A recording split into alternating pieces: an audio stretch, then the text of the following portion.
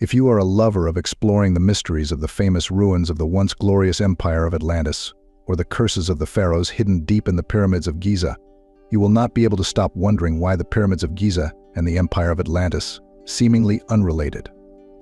But their fates were accurately predicted 2,500 years ago in the Bible. This question not only makes scientists but also the press spend a lot of time, effort, and ink to find the answer. Will there finally be a scientific answer, or is this unexpected coincidence related to another spiritual problem? Join us to find out the truth in today's video. Before that, don't forget to like, subscribe to the channel, and turn on the notification bell so you don't miss any Bible-related content. In the name of the Father, and of the Son, and of the Spirit, I pray that you receive many blessings from God. Amen. Let's get started. The Bible, as we know it, is not only a moving literary masterpiece, but also an important reference for human history. One of the things that makes the Bible always fascinating, apart from religious faith, is the stories and events that contain elements of legend. However, if viewed from the perspective of modern science, these things seem to become very real. There has been a lot of research related to the contents of the Bible in many aspects of human history, as well as the mysteries surrounding the stories of the Creator, the Great Flood, the destruction of the sinful cities of Sodom and Gomorrah, or the event of crossing the Red Sea, etc. The deeper one explores the Bible, the more interesting things one discovers, especially the signs of the emergence of high technology and advanced science in ancient times, along with stories of strange flying objects from high in the sky, the coastal city of Atlantis, etc., or the Pyramids of Giza of ancient Egypt. The origin of the story of Atlantis begins with the Greek philosopher Plato. According to National Geographic, the story of Atlantis appeared around 360 BC, when Plato mentioned it in two famous dialogues, Timaeus and Critias. Atlantis was an important topic in these conversations, and according to Plato's description, Atlantis was a large island that existed about 9,000 years before his time, according to the History Channel. Critias's grandfather, after being told the story of Atlantis by the sage Solon, told him about it. Previously, Solon learned about this story from ancient Egyptian monks. Atlantis is depicted as being under the protection of the god of the sea in Greek mythology, Poseidon. Plato described the island as larger than Libya and Asia Minor combined, located in the Atlantic Ocean, beyond the Pillar of Hercules, which is the Strait of Gibraltar today. It had all the favorable conditions in terms of both weather and terrain, thanks to which Atlantis developed a remarkable civilization with incredible progress. The city's military is extremely powerful, especially in its ability to fight at sea.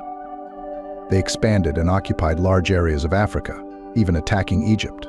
In Europe, they occupied large tracts of land extending to the region of Tyrrhenia, which is now Italy. Despite its vast size and thriving civilization, the fall of Atlantis occurred ironically and quickly, overnight around 9,600 BC. A massive flood accompanied by a devastating earthquake caused the entire island to sink into the deep ocean and disappear completely. The untraceable disappearance of a vast stronghold, along with its civilization, has raised many questions for humans. This has motivated many explorers to set out in search of the truth. The story of a large island with a powerful empire suddenly collapsing and disappearing seems paranoid. Many argue that Plato's account is not real, and that Atlantis is only in his imagination. Let's go back to Plato's Timaeus and Critias dialogues, the eminent Greek philosopher describing a lost city-state, an utopian island society that sank irretrievably at the bottom of the sea. Plato described a prosperous city trying to globalize, a high-tech civilization which has ceased to wear its prosperity in moderation, and thus the gods have knocked it down. Long after Plato first told of this deviated republic, the lost city of Atlantis now haunts contemporary culture from its underwater grave, both aesthetically and philosophically. Society, which is on the verge of collapsing into perhaps catastrophic bizarre-level technology, can still find much to learn from this ancient story. The biblical stories, along with its Greek version with Deucalion and the development of the Book of Enoch, are intertwined with Atlantis mythology. The Book of Enoch describes the invasion of the rebellious angels into the realm of humans. Looking with a lust for the daughters of mankind, Azazel, Gadriel, Samyaza, and the other rebellious guards gave up their legal ownership and entered the human realm. They teach people about metalwork, astrology, herbology, and a host of other smaller mysteries from heaven. The giants, the legendary Nephilim, roamed the scene of immense bloodshed and sowed the conquest and slaughter of the Jews in neighboring countries. These fallen angels were then called archons by followers of Christian Gnosticism, vampire forces that imprisoned souls in the corrupted physical realm. And outlined here seems to be the unwanted and unnatural blurring of the boundary between heaven and earth, Asgard and Midgard, and the mad disasters that arise from this destruction. However, the legend of Atlantis tells a different, perhaps more saving story. Curiously, Plato claimed that he inherited the story of Atlantis, rather than dreaming about it. Solon, the famous Athenian legislator and ancestor of Plato, wrote a manuscript related to this lost city, which he claimed was the product of his visit to Egypt. Their Egyptian priests told him a story written on the walls of the temple about a civilization that had been lost under the sea 9,000 years before his time.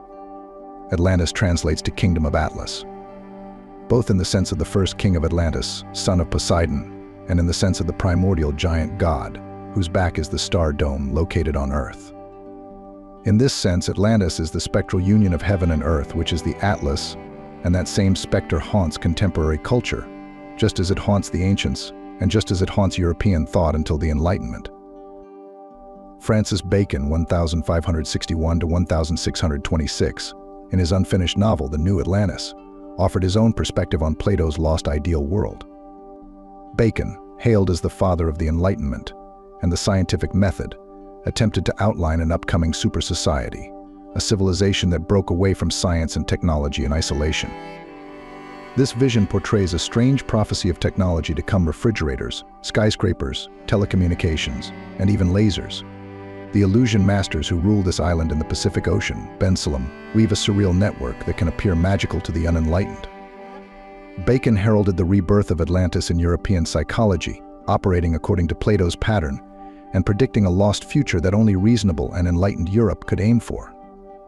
However, Rudolf Steiner, a German philosopher and supposedly psychic, ignored Bacon's explanation, choosing instead to delve into the abyss behind history and unearth what really happened at the place known as Atlantis. The German Steiner claimed that the true inhabitants of Atlantis lived as beings who descended from the heavenly realm and to the earthly realm.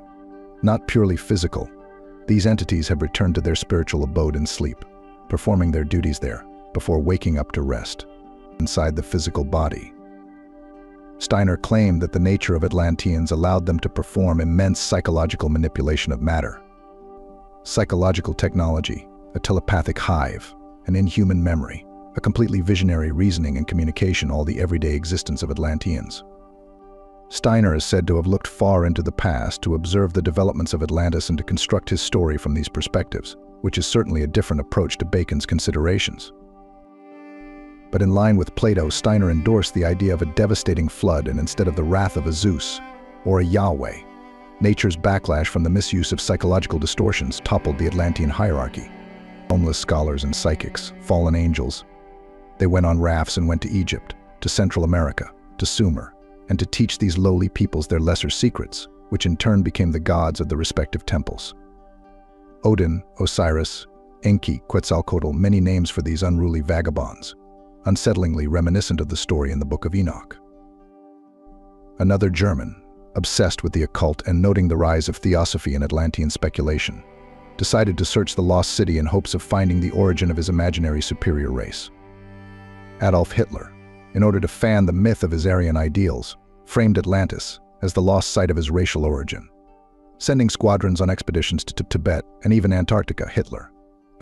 Heinrich Himmler and others hoped to find a distant Aryan seed in any myth or occult system they admired.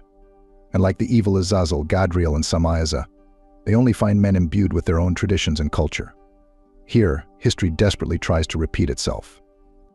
When the heroes bathe in the waters of Levi, oblivion, only the monster tries to remember.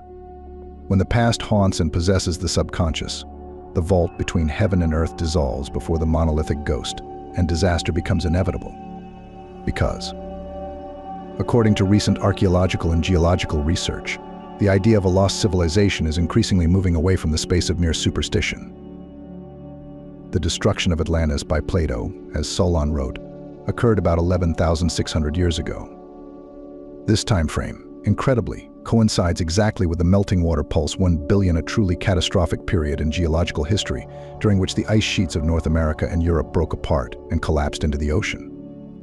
This melting has pushed sea levels up, meaning that any coastal or low-lying island life is bound to sink below the tide. With this new revelation, Plato's fairy tale takes on a new fascination and a new horror. Atlantis, being one of the few mythical substructures explicitly used by philosophers, is probably remembered for good reason. The message that humans, despite Promethean desires and constructed contexts, remain firmly in the matrix of nature. And as society rushes toward Bacon's illusion, true to the spirit of the Atlantean dynamic, it must be careful to understand the limitations of man, the human horizon, lest the sky dome disintegrate prematurely. The archons fly away from Tartarus, and humanity faces the spectrum of all existence. A daimon turns into a demon only when allowed to work in the dark, and in a state of amnesia, Promethea is better than Epimetheus, a better forethought drawn from the well of the past than an afterthought that goes beyond tragedy. The early Christian scholars Clement and Tertullian seem to think that Atlantis is real. Today there is a debate about whether Solon mistranslated the date in Egyptian hieroglyphics, counting hundreds into thousands if Solon is mistaken. Then the destruction of Atlantis is closer to 1500 BC. Meanwhile, how does the story of Atlantis fit into the biblical book of Genesis? There are a few different speculations. Atlantis existed before the flood. This would certainly explain the lack of physical evidence of the island, but not Plato's historical narrative. Prior to the cataclysm, there would be no Gibraltar rock to locate. And the countries that Plato claimed Atlantis had conquered would not exist.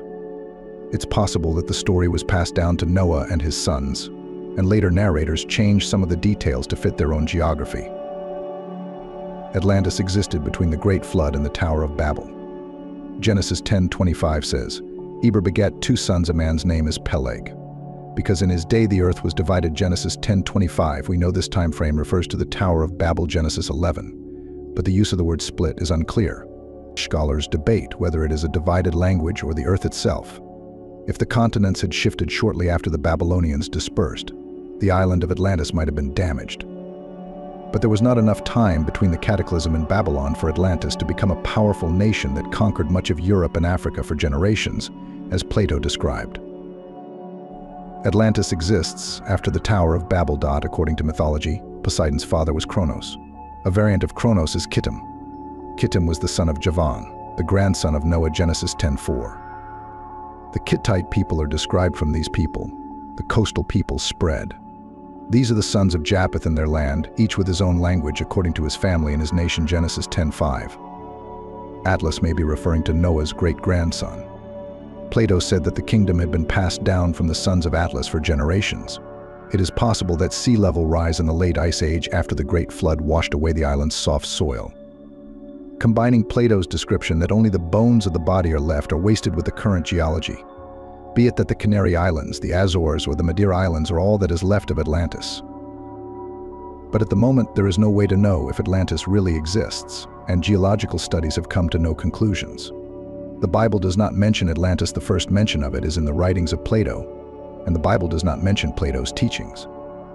Some say that the Egyptians, famous for their advanced architecture and science, were invaded by the Atlanteans, which may also explain the similarities between the Egyptians and their neighbors across the Atlantic in South and Central America. But the evidence is only circumstantial. It is also possible that Plato simply adapted a vague myth into an example of an almost utopian society. However, over thousands of years, people have always been curious and fascinated by these half-truths and half-truths. The Pyramids of Giza, an ancient Egyptian wonder, are one of the world's great buildings that any Egyptian citizen would be proud of. Its greatness comes from ancient people who, although with scientific knowledge that cannot be compared to today, with their bare hands, were able to build buildings up to 139 meters high. There are many theories about who built the pyramids in Egypt, such as enslaved Jews, residents of the lost city of Atlantis, or even aliens. It is one of the most incredible structures on planet Earth, and it has been that way for thousands of years. It is the only structure in the 7 wonders of the ancient world that is still intact. Made from nearly 2.5 million blocks of stone, the Pyramids of Giza, also known as the Pyramid of Khufu, or simply the Great Pyramid, weigh around 6 million tons. However, for such a huge structure, the structural accuracy is spectacular. Stones are stacked on top of each other with knife-like precision. The pyramid is aligned to the true north with an accuracy of 0.05 degrees, so accurate that it is possible to check the compass against it. With each side of the base being 230 meters long and 147 meters high, this colossus, while no longer the tallest structure on Earth, is still one of the 3 heaviest structures on the planet.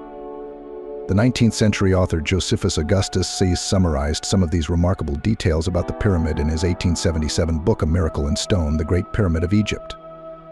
We find in the Great Pyramid a perfect geometric shape framed in such a way that the 4 edges of the bottom are as proportional to its vertical height as the circumference of a circle relative to its radius. Moreover, perhaps there is no better test for practical, solid astronomy than to be able to accurately identify the 4 main directions.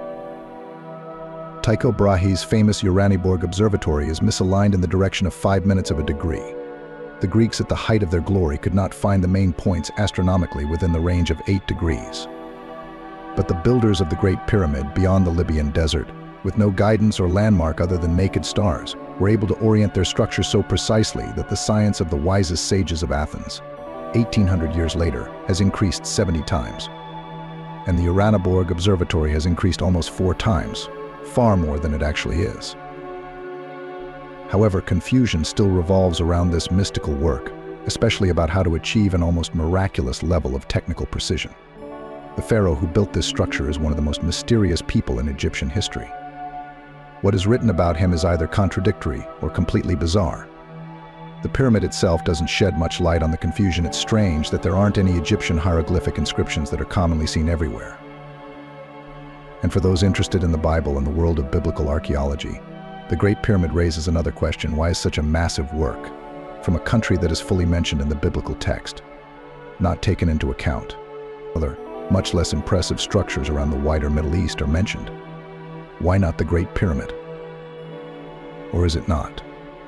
Maybe it was described, but in a way that has been forgotten over time or largely ignored. In a May 1964 article in Plain Truth titled "Who Built the Great Pyramid?", the late Dr. Herman Ho argued that the Great Pyramid of Giza was built by none other than the biblical character Job. This theory has caused a lot of controversy, and the connection to the mysterious character in the Bible Job is fascinating, for many reasons. The Book of Job is by far a puzzle. In terms of chronology, it is considered the earliest book in the Bible. In it, Job 38-41 contains God's personal rebuke of Job, where he affirms his immense superiority.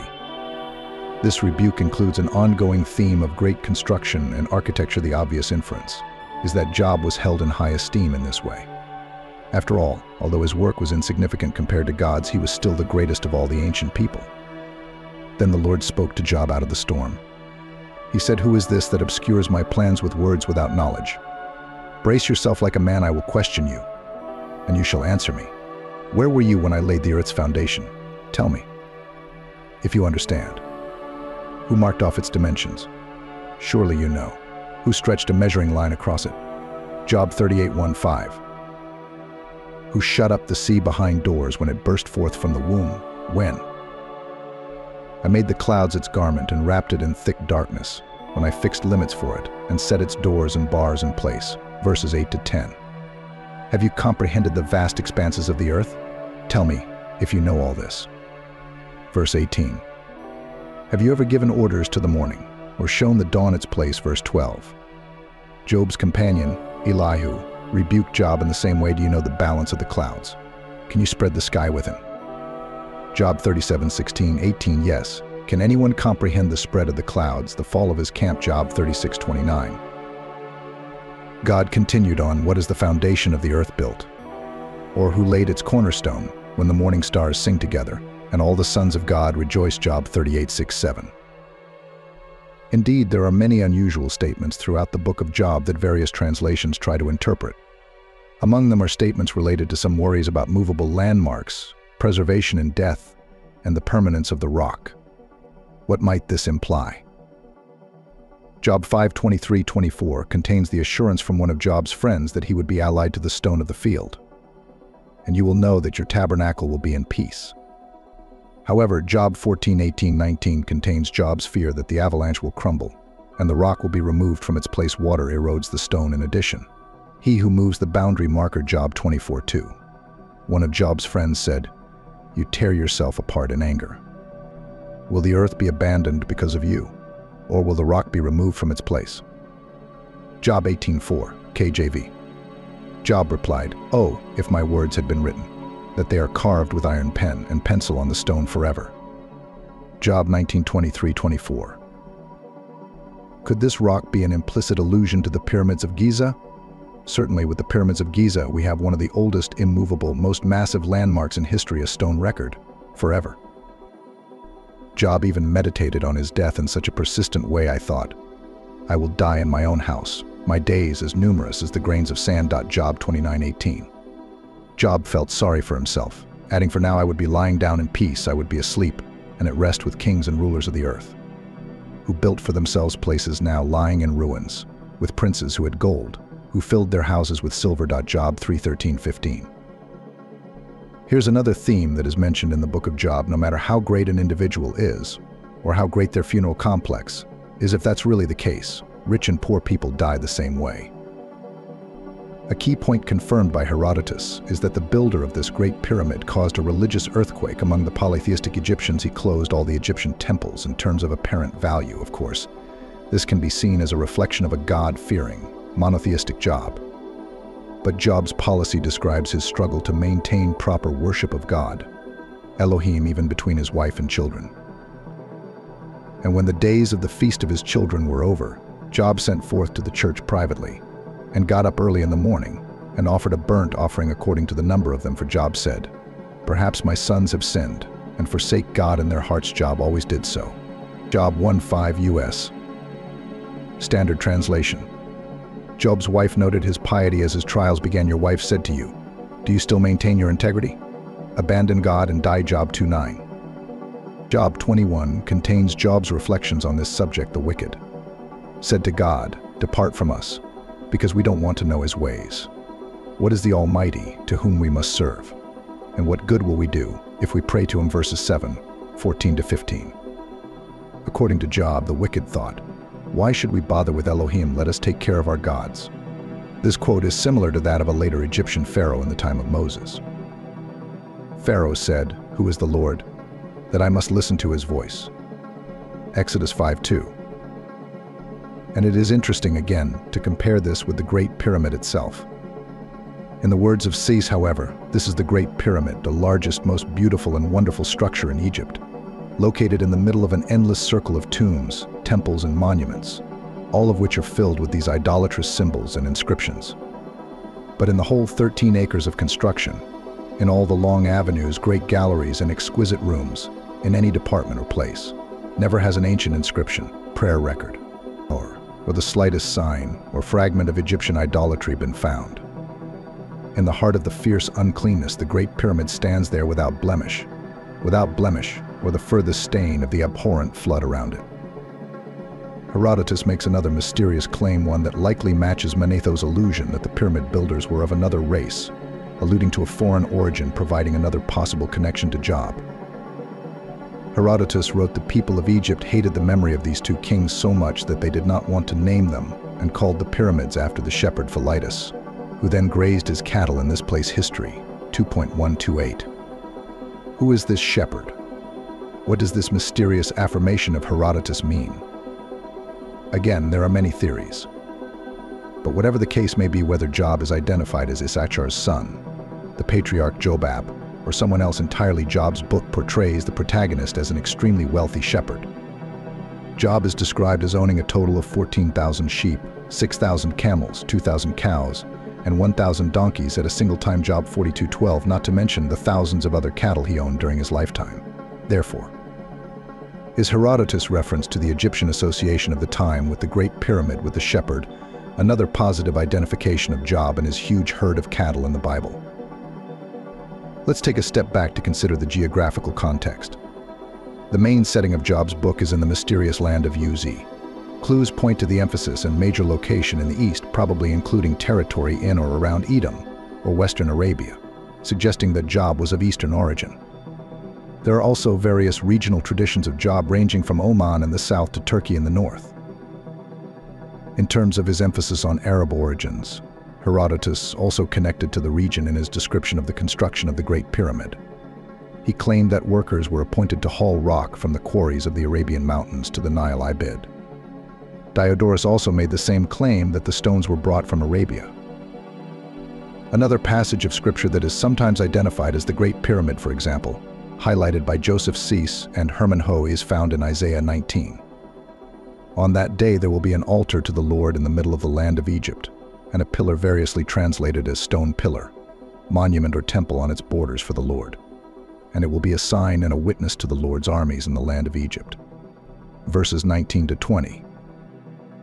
Job's book and the Great Pyramid contains a fairly detailed understanding of astronomy, among other phenomena knowledge that scientists have only recently discovered in the last few centuries. Can all of these astronomical and architectural connections help explain Job's meaning in Job 16:19, when he says, "He who bears witness to me is in heaven, and my record is on high"? The theory that Job, the greatest man of antiquity, directed the construction of the Great Pyramid is one of the most intriguing and multifaceted. As Herbert Armstrong concluded, there are so many things in the Great Pyramid that are almost unbelievable. It's so perfectly designed. And a lot of people believe that the Great Pyramid is inspired by the divine. At the very least, you see things in it that are sure to surprise you. And I will say this, I will not rule out that possibility at all. It's an interesting theory, he said, of Job and the Great Pyramid. At least it's always been that way for me, and I hope it's the same for many of you. 500 years before the Pyramids of Giza were built, archaeological studies have revealed more about the story in the Hebrew Bible, which tells of the enslaved Jews in Egypt. It was founded during the 19th dynasty around 1295–1186 BC. The city is named after King Real-Madrik II, who reigned from 1279 to 1213 BC, and was built after the construction of the pyramids in Egypt ended in 1938 BC. Ettinger also speculated that part of the temple may still be lying on the seabed, near the Bimini Sea, with the possibility of being discovered around 68 or 69 AD. The Bimini Line, discovered in 1968, is widely believed to be part of Atlantis, and KC was correct in predicting that Atlantis sank to the bottom of the Atlantic Ocean about 10,000 years ago. KC also said that the Atlanteans, in the process of developing technology, caused the destruction of the land, plus insatiable greed and desire, which pushed their civilization to the brink of extinction. He also mentioned the great migration of Atlanteans to Egypt, and did not forget to mention the existence of UFOs owned by Atlanteans, which helped the ancient Egyptians build great structures such as the Pyramids of Giza. In April 2016, the FIFA channel posted an interesting video of 3 strange objects hovering around the pyramid on a plateau. Through the video, UFOs can be seen looking like inverted pyramids, flying around the top of the pyramids on the ground. The Tulip Mystery Book, an ancient document that records the earliest human encounters with UFOs in history, describes flying disc-shaped objects that appeared like a circle of fire around the pyramid around 1500 BC. The discovery of UFOs around the Egyptian pyramids adds to the hypothesis that mysterious forces from outer space intervened in the construction of this structure thousands of years ago. However, many people think that the video of UFOs around the Pyramids of Giza is actually just a hoax staged by technology. Experts also assert that if this phenomenon is real, it will be widely publicized around the world rather than just appearing on an individual news site. Whether true or not, the mysteries of Atlantis and UFOs related to the Pyramids of Giza remain a fascinating topic for those who are passionate about exploring space science. What about you? What do you think of these great works? And if you've really watched this far, with God's blessing, share it with your loved ones so they can know about this as well. Don't forget to like, subscribe to the channel, and turn on the notification bell to give us more motivation to create more videos about the Bible. We hope to see you again in the next video. May God bless you and protect you at all times. Amen.